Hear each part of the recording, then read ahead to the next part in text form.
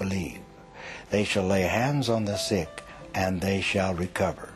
I walk around on planet Earth this day, taking no insulin, taking no enzymes, eating whatsoever that I might, and God produces in my body every day the correct material for me to function without having to take medication. You know, when you see blind eyes open, you see the cripples walk, you see the leopards cleanse, and you see them with your own eyes. You know, you see that. Then it doesn't take a rocket scientist to figure out that, you know, the Bible is true. How can the various stages of hell have different aspects to them? Well, the Bible doesn't say it's all fire. If you look at different places, it's cast out, separated from God, total darkness, where the worm cannot die. Most of it is flame. But there are some that can't visualize this, like Rodaniah that we'll introduce, and Whitaker, Dr. Whitaker. Seeing the angel of light can be deceptive in some cases. For instance, 2 Corinthians 11:14, even Satan can change himself into an angel of light and deceive many. Which light did they see at the end of the tunnel? Especially if it was someone that didn't think they deserved to be in heaven. Those things occur. Strangely enough, the opposite does not occur. Those that saw themselves in hell knew exactly where they belong. They never questioned why they were put there. In fact, Christ talked about this himself in Matthew 25. He says, if Satan cast out Satan, sent hell as an imaginary picture, how would his kingdom stand? How would it hold together? No, impossible. But no, as an angel of light, Satan can deceive many. But this variation that they see in hell, whether it's total darkness or whether it's the fire, it's a place that they never want to visit again. This brings us to the case of Dr. Rodaniah, George Rodaniah, a young Russian fellow, very intelligent, became a PhD and MD, but before that had trouble with the KGB and couldn't get out of Russia. In fact, when he tried to get out of Russia, he was purposely run down by the KGB, overriding the sidewalk and running over him. And this is how his accident started and his story started. As a psychiatrist, as a neuropathologist, for me, God never existed. I never believed in God. I never believed in Bible. I never thought about God or Bible or divinity. In 1976, I was 20 when I was already a doctor working in Georgia. I met a lady from Texas, and I tried to leave the country many times, but I didn't have such a help.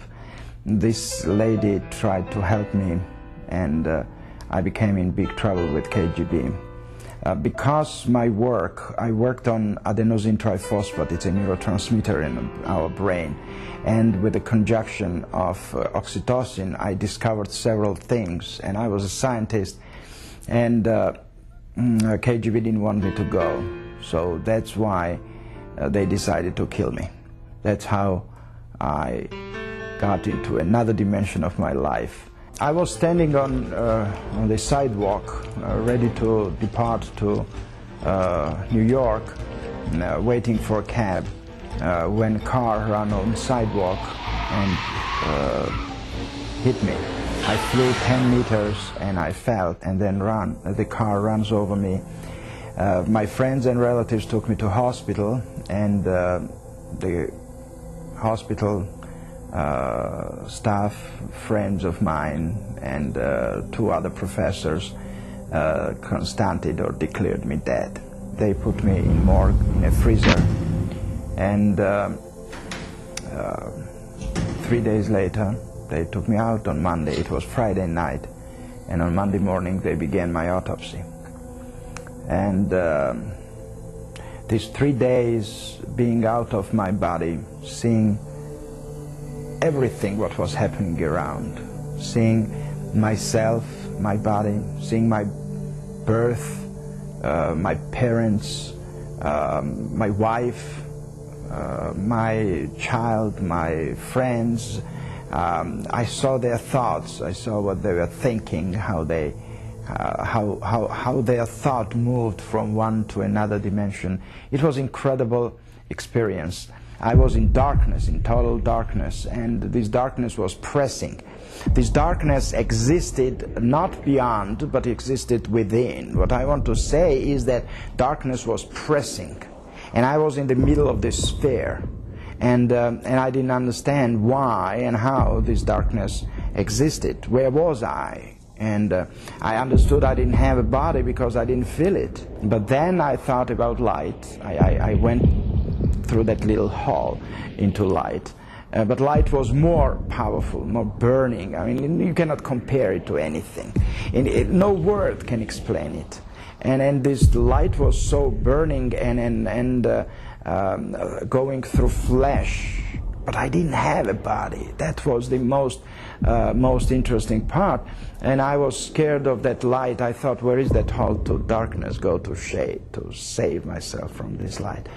What is that light? I don't know. I mean, it can be called light of God. It can be called light of life. But light is light and darkness is darkness. And then, as a psychiatrist and scientist, I didn't think about that. The only thing was that I was in light. We were not raised in godly way. You know, Soviet Union, we didn't go to church. We didn't have... There were people who went, but they were some kind of limited people.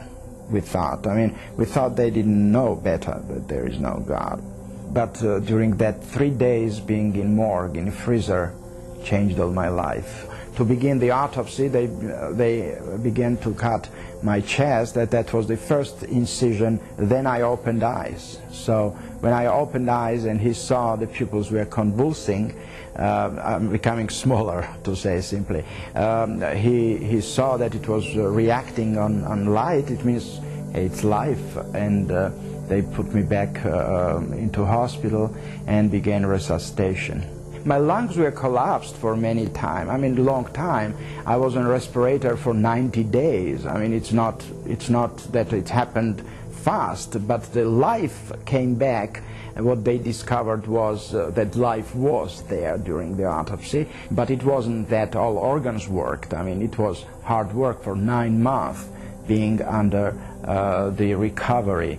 It didn't happen immediately. I mean, the life was there, but it doesn't mean that I could survive if not doctors who helped me to regenerate my health and organs. When I came to life back, a lot of different experiences happened, and I experienced a lot of rejection, a lot of fight with the reality of others, but nothing could change my mind. I knew my destination, I knew my way, and I decided to leave the country.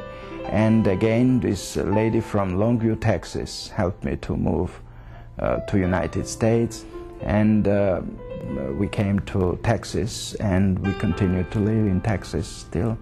Sometimes things are beyond our grasp, but I don't try to explain it all, because I know and I believe that God knows better, and I believe that I don't need to be explained. And why it was shown to me, and why it's me chosen to be, it wasn't questioned, and I don't care about that, honestly. I care that it was. I deeply believe in God of love, and God is love. And I believe that God created everything for betterness and for incredible future if we don't ruin it. A very unusual, extraordinary case. And now we want to take you to a practical experiment. We said we'd show you how to start somebody's heart up again, start their breathing up again, and you do it with your bare hands. So immediately on the floor, we'll assume this is the floor, you see if she's all right. Hey, lady, did you faint? Maybe she's intoxicated. She'll talk to you.